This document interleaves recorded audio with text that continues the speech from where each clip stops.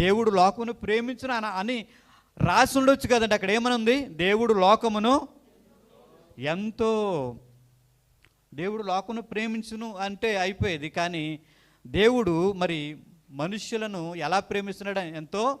దేవుడు సూర్యుని చేసుకున్నాడు, దేవుడు చంద్రుని చేసుకున్నాడు, దేవుడు నక్షత్రాలను చేసుకున్నాడు. దేవుడు వాటిని నేను సూర్యుడిని ఎంతో ప్రేమిస్తున్నాను అనలేదండి దేవుడు. నేను చంద్రుడిని ఎంతో ప్రేమిస్తున్నాను అనలేదు దేవుడు. లేకపోతే ఎన్నో జంతువులు దేవుడు సృష్టించాడు కాబట్టి ఈ జంతువులు నేను ఎంతో ప్రేమిస్తున్నాను దేవుడు అనలేదు. కానీ దేవుడు లోకం అనగా మనుష్యులను ఏం చేస్తున్నాడు? ఆయన ఎంతో, అంటే దానికి ఇన్ఫినిటీగా, అంటే దానికి అంతం లేదు. ఆయన ప్రేమ ఎంతో గొప్పది. ఎంతగా ప్రేమిస్తున్నాడంటే మరి మనం వివరించలేం, దాన్ని మనము ఎక్స్ప్లెయిన్ చేయలేం. అంతగా దేవుడు ఈ లోకాన్ని ఏం చేస్తున్నాడు? ఆయన ప్రేమిస్తున్నాడు. అంటే దేవుడు మన దగ్గరికి రావడానికి మన దగ్గర యోగ్యత ఉన్నదా?